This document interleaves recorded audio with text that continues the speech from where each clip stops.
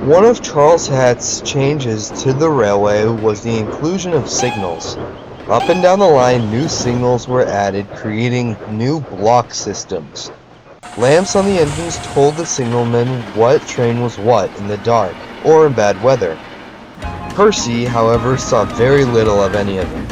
Tucked away in the yards, the only signals were the ones leading to the harbor station and the sheds. They were rarely an obstacle for Percy in his work or in his pranks. "Wake up, Gordon, the train's ready." Gordon charged out of his siding to find Percy waiting with a line of dirty coal trucks. "I didn't say what train." And Percy ran away laughing.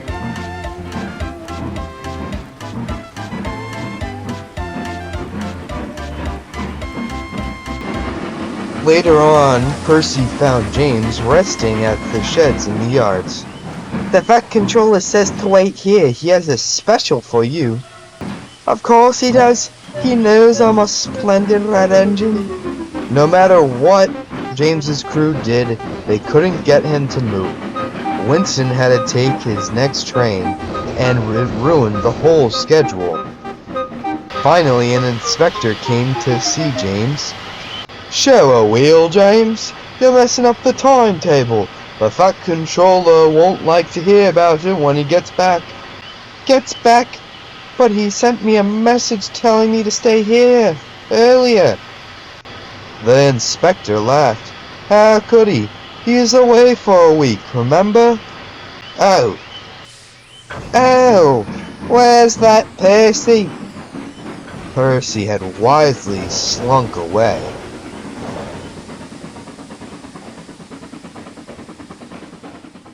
When the Fat Controller got back, he spoke severely to James and Percy too. Percy didn't learn his lesson. The next day, he sidled up to James and Gordon at the coal hopper. "I've been given a very important job. I need to deliver building supplies to Thomas's Junction. The Fat Controller trusted me especially. He knows I'm a really important engine. More likely, he just wanted you out of the way." Gordon gave James a look. They were going to play a trick on Percy. James and I were talking about this new signal system the Fat Controller's implemented. We can't be too careful, you know. But I am sure a really important engine like you would know all about this new system. Right, Percy?"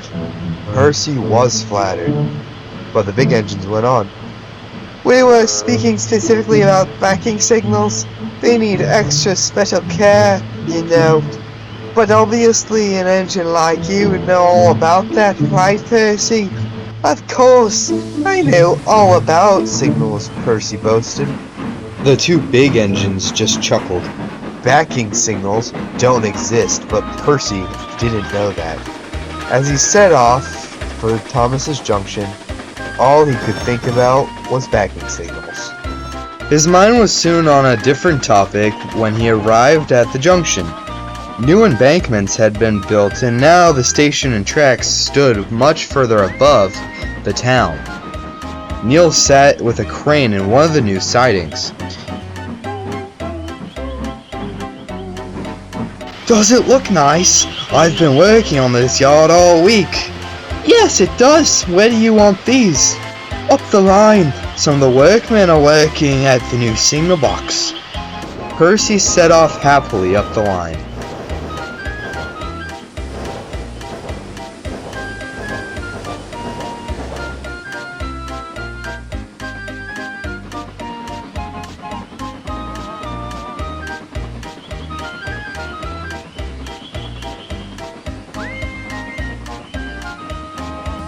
Presently, the train came to a signal.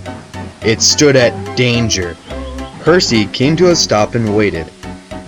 A few moments later, it cleared. Its arm moved up instead of down. Percy had never seen that happen before. Down means go, and up means stop. So upper still must mean go back. I see. It's one of those backing signals. They're not that hard.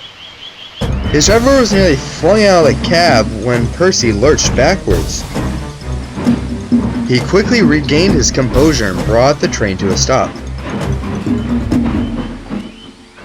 "Why did you stop? It's a backing signal." "What on earth is a backing signal?" Percy explained what Gordon and James said. His driver laughed and explained. Oh dear. Let's start quickly before anyone sees." But it was already too late. Neil had seen the whole thing and told James and Gordon all about it that night in the sheds. When Percy arrived back in the sheds, all the big engines could talk about was backing signals. Percy thought they were being most silly indeed.